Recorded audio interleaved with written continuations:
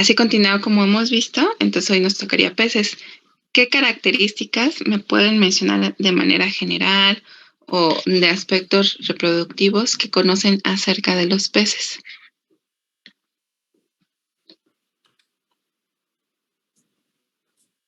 Organismos acuáticos. Ok, son organismos acuáticos. ¿Qué otra característica?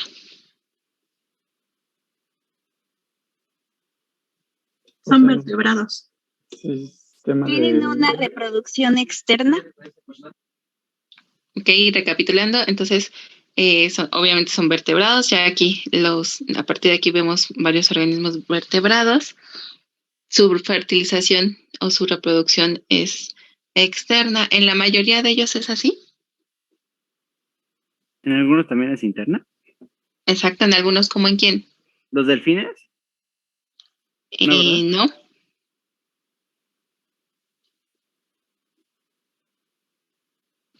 ¿En qué? Los teleostios, tal vez.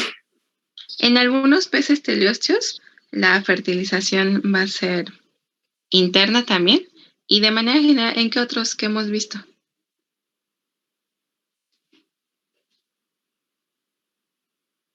¿Quién tiene claspers, se acuerdan? ¿Qué, perdón? ¿Qué organismo? ¿Se acuerdan que había unas estructuras, unas modificaciones de las aletas que eran los claspers? ¿Quién tiene claspers?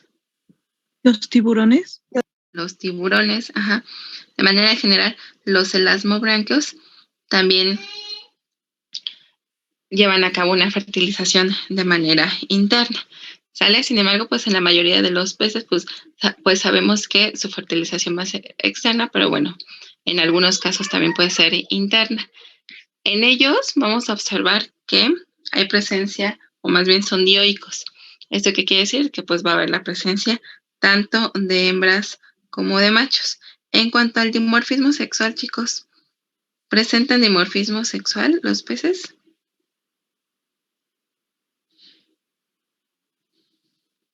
Sí. ¿Cómo se puede diferenciar entre una hembra de un macho? En algunas especies es por el tamaño o por los colores. Exactamente.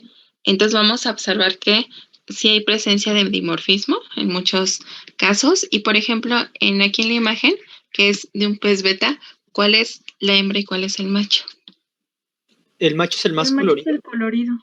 Exactamente, que es el que vemos aquí, como de color azul. Obviamente tiene colores muchísimo más llamativos o más colorido para poder atraer a la hembra. Inclusive también las aletas son de mayor tamaño y vemos claramente, ¿no?, la diferencia con respecto de la hembra. En algunos peces teleostos, como mencionaban, la fertilización va a ser interna. Entonces suele haber estas modificaciones de la aleta pélvica o de la aleta anal, en este caso, que nos forman esta estructura que va a servir como órgano copulador. ¿Se acuerdan cómo se llamaba en estos organismos? ¿Aleta anal? Ajá, pero esa modificación, ¿cómo se llama? ¿Cloaca? No. ¿Gonopodio? El gonopodio, exactamente. Sale que era esta modificación de la aleta anal, que inclusive podemos ver aquí la diferencia entre el macho y una hembra, ¿sale? Por ejemplo, en los peces, sobre todo cuando están en época reproductiva, pues obviamente las gónadas ocupan gran parte de la cavidad abdominal. Aquí vemos, por ejemplo, en el caso de los ovarios. En peces, ¿se acuerdan cómo es el ovario? ¿Es hueco o macizo? ¿Hueco? Es hueco, ajá. En la mayoría de ellos observamos, inclusive aquí les va a pasar una imagen en donde se ve claramente que es un ovario de tipo hueco.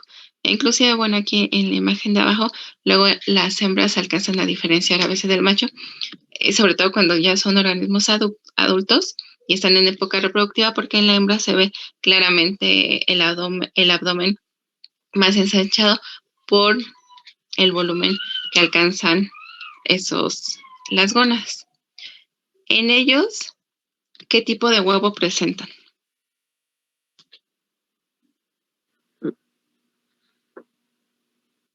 Según la cantidad de vitelo, ¿qué tipo de huevo es? Celolésito, intenso y discreto. O discreto. ¿ok? Vamos a ver que en la mayoría pues va a ser de tipo telolecito intenso, ¿sale? Y el desarrollo o en el que nos vamos a basar va a ser de tipo telolecito intenso. Sin embargo, en otros, como bien mencionado, en otros peces, sobre todo algunos primitivos, pues presentan un huevo de tipo telolecito discreto. Por ejemplo, en los ciclóstomos como en las lampreas o en los mixínidos, ¿sale? En este caso, entonces, nos vamos a basar en peces con huevo de tipo telolecito intenso. Aquí tenemos un corte histológico de parte del ovario. ¿Y se acuerdan cuáles son las cubiertas ovulares que presentan? Corión. El corión. ¿El corión de qué tipo es? ¿Primaria, secundaria o terciaria? Es primaria. Exactamente. Es primaria y de hecho aquí en la imagen el corión es esta capa que vemos aquí como en color rosa, gruesa. Este es el corión, ¿sale? Este es el ovocito y si se fijan aquí, por ejemplo, en esta parte del corte, pues no vemos nada de tejido aquí alrededor de ellos, característico o bueno, representando a ese ovario de tipo hueco. Y en este caso también todos estos ya no es en corte, ya sería todo el huevo. Esta capa que se ve aquí como rosa, como rojita, corresponde al corión. En este caso, ¿en qué etapa de maduración es expulsado el huevo? ¿O en qué etapa se va a encontrar antes de la fertilización?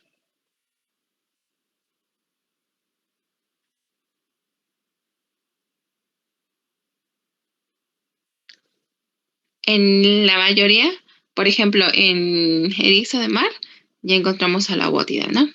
En insectos está bloqueado en metafase 1 y en peces, Metafase 2. exactamente. Así como en el resto, en la mayoría de los organismos, lo encontramos bloqueado en metafase 2.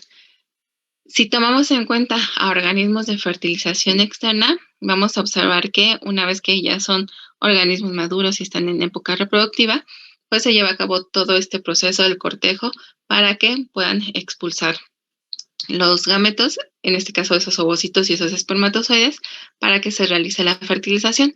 Ya mencionaban que la cubierta primaria va a ser el corión. Este corión va a tener aquí unos poros, que son estos, que son los micrópilos, que van a ser muy importantes para que pueda penetrar el espermatozoide y se lleve a cabo este proceso.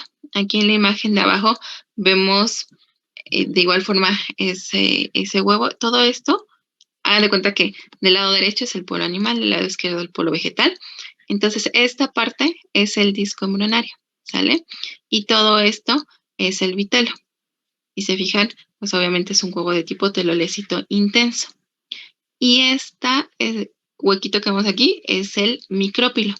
Entonces, chicos, esta capa, ¿qué sería? Que lo rodea o que lo... El corión, ¿sale? Aquí ya está listo para que se pueda llevar a cabo el proceso de fertilización. Una vez que este proceso ocurre, que ustedes ya conocen todos los eventos que se lleva a cabo, se va a formar el cigoto. ¿Sale? Como el huevo entonces es de tipo telolecito intenso, ¿cómo va a ser la segmentación en estos organismos? ¿Cómo sería el tipo y el patrón? Meroblástica. Ajá, ¿y el patrón? Discoidal. ¿Y la blástula que se forma? Discoblástula. Exactamente. ¿Esto qué quiere decir, chicos? Pues que obviamente solamente la porción del disco embrionario es la que se va a dividir. Aquí en esta imagen, de nueva vez vemos el disco embrionario, que es este. Todo esto corresponde al vitelo, como lo habíamos visto en la imagen anterior. Y aquí vamos a ver cómo se llevan a cabo los planos de segmentación. El primer plano es este, que va a ser de tipo meridional y se van a formar dos blastómeros que están en continuidad todavía con el vitelo. ¿Vale? Si vemos ese disco embrionario desde arriba, aquí se los represento en azul. Este sería el primer plano, ¿sale? El segundo plano, ¿cómo sería, chicos? Ecuatorial, perdón. Es este, ¿sale? Vean, el primer plano es meridional y el siguiente es este. Entonces, ¿sería ecuatorial? Meridional. Igual meridional, pero ahora perpendicular al primero. Por eso lo vemos así. Aquí, acuérdense que les menciono que estamos viendo el disco embrionario desde una vista superior, ¿sale? Esto representaría nada más esto. Entonces, ¿cómo sería el tercer plano? Que es este. Vienen dos planos así. ¿También meridional? Ajá, pero paralelo a qué plano. Al ecuatorial. A ver, el primero es meridional, ¿sale? Es este y es este. El segundo también es meridional, perpendicular al primero, o sea, este. Y entonces el tercero son dos paralelos, que diga, dos, pueden ser verticales, horizontales también, verticales, paralelos al primer plano, ¿sale? El primer plano es. Entonces aquí en la imagen vemos 4 y por atrás estarían los otros 4, en total 8, ¿sale? Serán estos 4 y estos 4. El siguiente plano, ahora igual son 2, pero paralelos ¿a cuál? Al segundo. Al segundo. En total tendríamos 16 blastómeros. Aquí nada más se observan 4 y hacia atrás estarían el resto. ¿Sale? El quinto plano va a ser de tipo circular. ¿Esto qué quiere decir? Que anteriormente todos estos planos iban a formar blastómeros, pero que tenían continuidad con el vitelo. En el quinto plano, que es circular, solamente en los blastómeros centrales va a provocar que estos estén totalmente delimitados con su membrana, a diferencia de los blastómeros que estén en la periferia, que continúan o que siguen en contacto con ese vitelo. Así se van a ir alternando esas divisiones entre circulares y ya sea verticales o horizontales para los blastómeros periféricos, de tal forma que se empiecen a formar blastómeros delimitados hacia la parte central. Todo este conjunto de blastómeros delimitados también se le conoce como blastodermo. Y hacia la periferia, y aquí nada más vemos una porción, todos esos blastómeros que están en contacto con el vitelo se van a denominar periblasto o van a formar el periblasto. ¿Tienen alguna duda, chicos, hasta aquí? Sí, No, entonces, profesora. sí, yo sí. El periblasto entonces sería yo lo definiría como el conjunto de blastómeros. ¿Así está bien o no? ¿O está mal? Ajá, representa todos estos blastómeros que están en continuidad con el vitelo. Ok, gracias. ¿Sale? Son blastómeros que no están delimitados y que obviamente van a ayudar a utilizar ese vitelo para que el organismo pueda llevar a cabo su desarrollo. Gracias. ¿Sale? A ver. Por ejemplo, aquí en esta imagen, observamos esa segmentación con 2, aquí se ven 4, aquí 8, luego 16, 32 blastómeros y aquí, bueno, tenemos un mayor número de blastómeros. Este es el blastodermo y aquí estaría el periblasto. Sale por debajo el vitelo y que creo que en esta se ve mejor. Igual vemos 2, 4, 8 blastómeros. Y vean, por ejemplo, aquí, todos estos son los blastómeros que están más pequeños. Hay una porción que se ve aquí como más clara, que corresponde a ese periblasto, y todo lo de abajo sería el vitelo. ¿Sale? Conforme continúan las divisiones, vamos a observar que los blastómeros se hacen cada vez más pequeñitos. Aquí los podemos observar. Hasta que se lleve a cabo la formación de la discoblástula. Esta discoblástula se va a caracterizar porque va a tener, en este caso sí, un blastocele. Sí se forma una cavidad como tal. Por arriba se van a encontrar los blastómeros delimitados, que en su conjunto pues van a formar todo el blastodermo. Y alrededor, en este caso aquí vemos parte solamente de lo que sería el periblasto, que sería, aquí vendría todo este periblasto, ¿sale? Por debajo, entonces, chicos, ¿esto qué sería? ¿Vitelo? ¿El vitelo? El vitelo, exactamente. Obviamente también se establecieron las áreas presuntivas organoformadoras, que aquí se las pongo. Y estas áreas presuntivas, chicos, ¿en qué parte de la discoblástula estarían?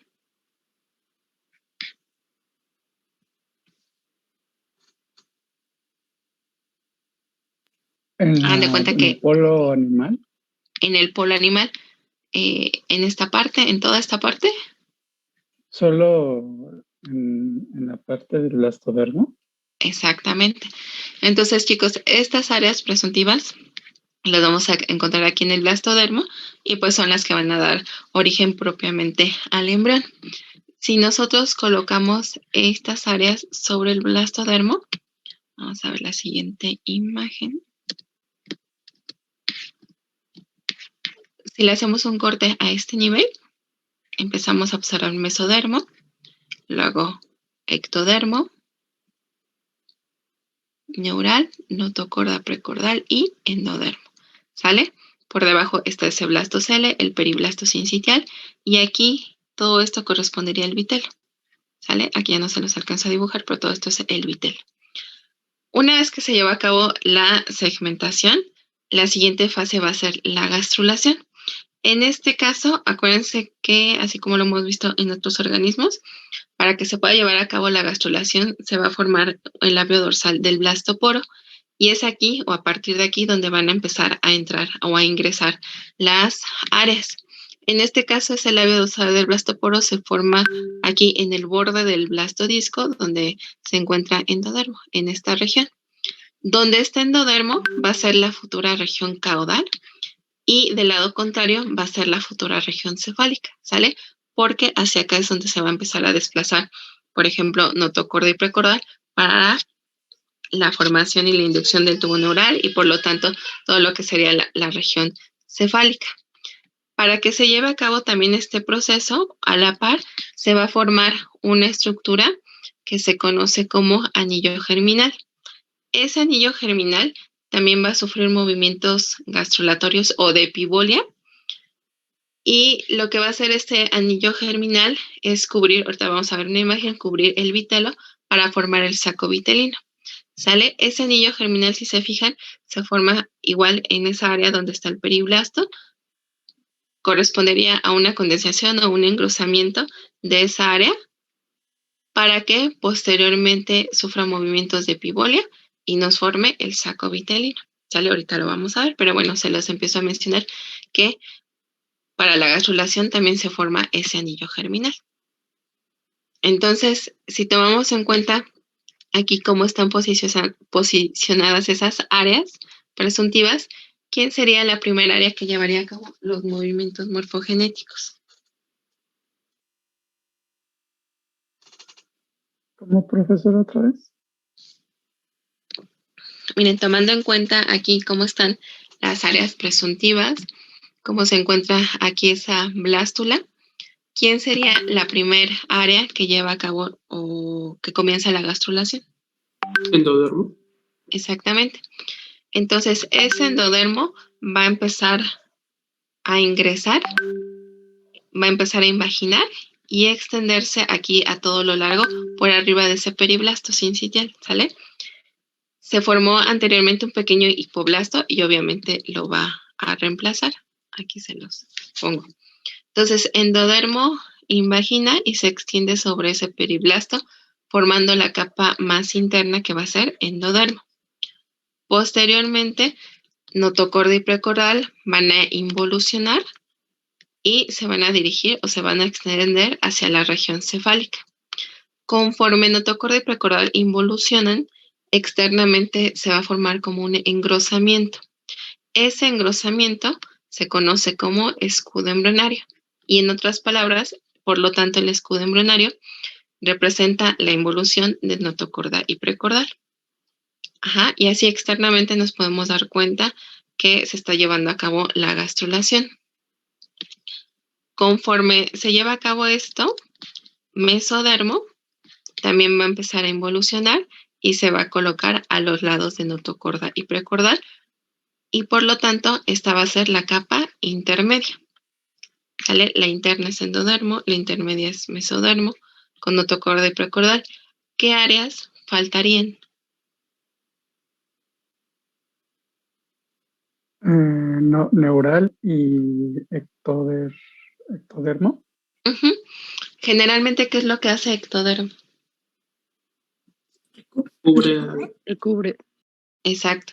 Entonces, conforme las demás áreas empiezan a ingresar, ectodermo y neuronal van a realizar movimientos de epibolia para recubrir esos espacios que dejaron y, por lo tanto, constituir las 3 capas, endodermo, mesodermo y ectodermo. ¿Sale? Si hacemos más o menos un corte a esta altura, veríamos así, endodermo, mesodermo y ectodermo. Por debajo, chicos, ¿quién estaría? Mesodermo. Aquí por debajo, a ver si se los puedo... Endodermo. Periblasto. Déjenme ver si se las puedo dibujar. Blastocele. En el blastocele ya se ocupó. Hagan de cuenta aquí. Bueno, obviamente aquí hacia abajo. Por ahí me habían mencionado algo. Aquí en puntitos seguimos viendo las demás, estas áreas, ¿sale? Pero abajo, ¿quién estaría, chicos? Bueno, Periblasto. Periblasto ¿Quién? sincitial. ¿El qué, perdón? Periblasto. Por un lado, ajá, aquí abajo estaría ese periblasto, pero ese periblasto que formó ahora.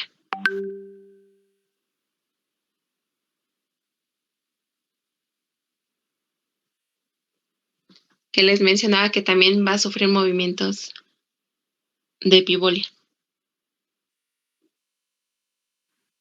El anillo germinal. El anillo germinal. Entonces, por un lado, tendremos aquí en esta posición el anillo germinal y por debajo de todo esto estaría el vitelo. ¿Sale? Ese anillo germinal, ahí les mencionaba que también va a llevar a cabo movimientos de epibolia. Entonces, a ver, les voy a pasar la siguiente imagen. Aquí vemos todo el embrión completo. Este engrosamiento es el escudo embrionario, ¿sale? Y este cinturón que vemos aquí es el anillo germinal, que hagan de cuenta como si fuera un cinturón a todo lo largo a todo alrededor del embrión. Desde la parte superior vemos aquí el anillo que diga el escudo embrionario. Este es el anillo germinal. Y les mencionaba que conforme se lleva a cabo la gastrulación, el anillo germinal también va a empezar a llevar a cabo movimientos de epibolia, de tal forma que va a empezar a cubrir todo lo que sería el vitelo, va a empezar a bajar el anillo, recubriendo todo el vitelo, de tal forma que vean, aquí ya lo vemos que ha cubierto gran parte del vitelo y aquí prácticamente ya lo ha rodeado todo o cubierto todo para formarnos el saco vitelino. El saco vitelino es esto, chicos, ¿sale? Ese saco vitelino es un anexo extraembrionario. ¿Y cuál es la función del saco vitelino? Proporcionar nutrientes al embrión. Ajá.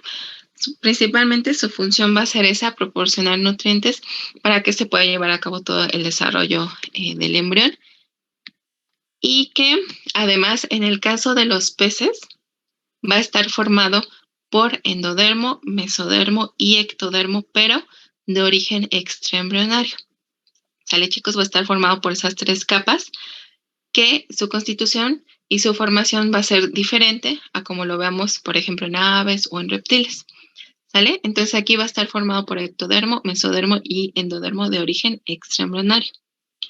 En esta imagen, aquí vemos cómo se vería en el laboratorio el embrión. ¿Esto qué sería, chicos? Este circulito que viene aquí. El anillo. El anillo germinal, exactamente. Por debajo, esto que vemos muy oscuro, ¿qué sería?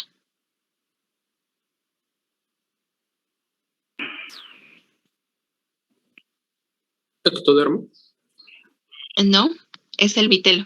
¿Sale? Ah. Todo esto es el vitelo. Aquí lo estamos viendo desde el polo animal principalmente. Y este engrosamiento que vemos aquí, que se ve un poquito claro, es el escudo embrionario.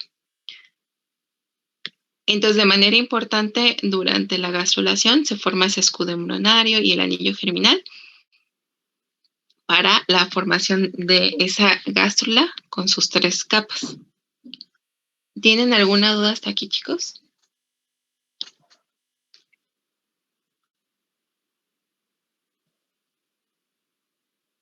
No, profe. ¿No?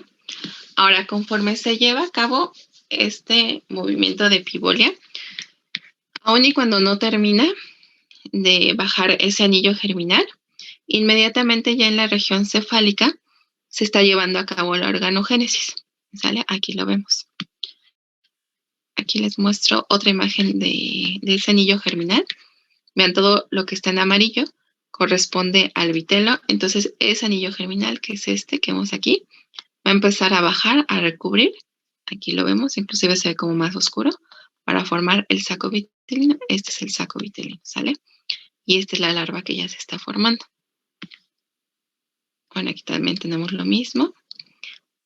Y les mencionaba que como consecuencia, ya inmediatamente en el lado del polo animal o hacia la región cefálica, ya se va a estar llevando a cabo la organogénesis, ¿sale? Aun y cuando no termina la gastrulación, ya comienza la organogénesis. En este caso les voy a mencionar, por ejemplo, la formación del tubo neural. ¿Se acuerdan que el inductor primario, en este caso va a ser esta área de la notocorda, y va a provocar esos cambios a nivel del área neural para la formación del tubo? Esas células del área neural pasan de cúbicas a cilíndricas, formando lo que sería la placa. Esta placa posteriormente adquiere una forma de quilla, que va a ser muy característica o particular de los peces, y esta poco a poco se va a ir invaginando o hundiendo, de tal forma que el ectodermo la recubra, y ahora el ectodermo pues será la capa externa, el ectodermo epidermal. Y esta quilla poco a poco, conforme se hunde, va a empezar a cavitar, formándonos el tubo neural. ¿Sale? Obviamente cuando veamos la práctica del sistema nervioso, pues esto lo vamos a ver a mayor detalle. Y también pues en sus clases ya lo verán a mucho más detalle. Ese tubo neural, aquí lo vemos, en un inicio es totalmente recto, un tubo recto. Pero conforme avance el desarrollo, va a empezar a sufrir dilataciones. Aquí vemos esas dilataciones. Esas dilataciones se les conoce como vesículas encefálicas, que son estas. ¿Sale? Y a partir de esas vesículas encefálicas es que se va a llevar a cabo el desarrollo de toda esta región. Inclusive por ahí, cuando veamos ojo, van a ver que a partir del encéfalo se forman, por ejemplo, las vesículas ópticas, entre otros. ¿Sale? ¿Tienen alguna duda hasta aquí, chicos? No. Ahora, al igual o conforme se lleva a cabo esto, pues también tanto endodermo como mesodermo se van a ir regionalizando y se va a llevar a cabo todas estas interacciones para la formación de diferentes órganos. ¿Se acuerdan cómo se dividía ese mesodermo? ¿Cómo se empezaba a regionalizar?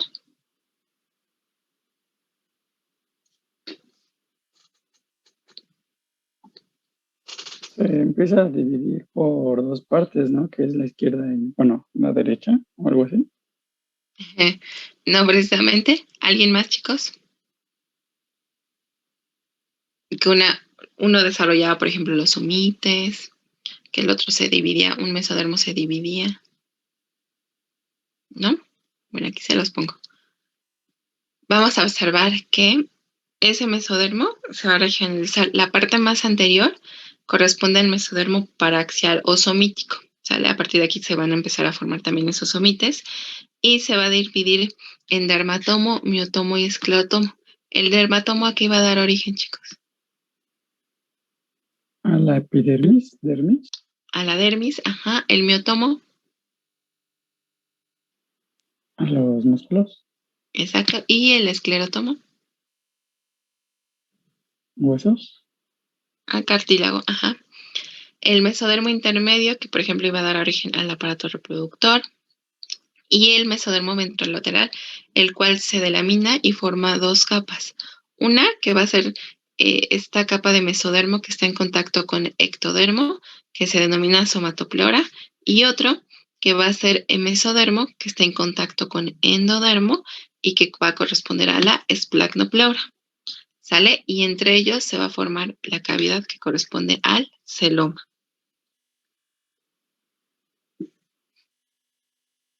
¿Ya se acordaron, chicos? Sí. Sí.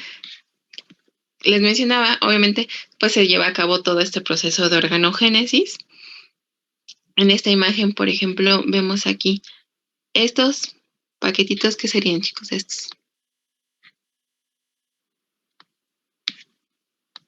Que aparecen aquí a todo lo largo de la larva. Las vértebras.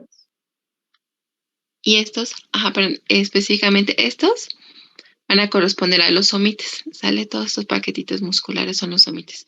Que inclusive también ya les había mencionado el profe que dependiendo de la hora de desarrollo empiezan a aparecer por pares. Y son característicos o con ellos, por ejemplo, también en aves se puede determinar la edad del embrión. Aquí, por ejemplo, vemos la larva. Bueno, este es el embrión. Aquí vemos, por ejemplo, el ojo. Estos son los somites. Esta bola, ¿qué sería, chicos? Esta. Vítelo. Lo que está dentro es el vitelo. Y por fuera, entonces, ¿qué forma? El saco vitelino. El saco vitelino, exactamente. Conforme avanza el desarrollo, vean cómo ese saco vitelino, pues inicialmente es grande. Y poco a poco se va a ir consumiendo, se va haciendo cada vez más pequeño. ¿Sale? ¿Tienen alguna duda, chicos, hasta aquí? No. Porfa, ya casi, bueno, se va a acabar el tiempo ya casi. ¿Nos podemos volver a conectar? Sí, por favor. Sí, gracias, chicos.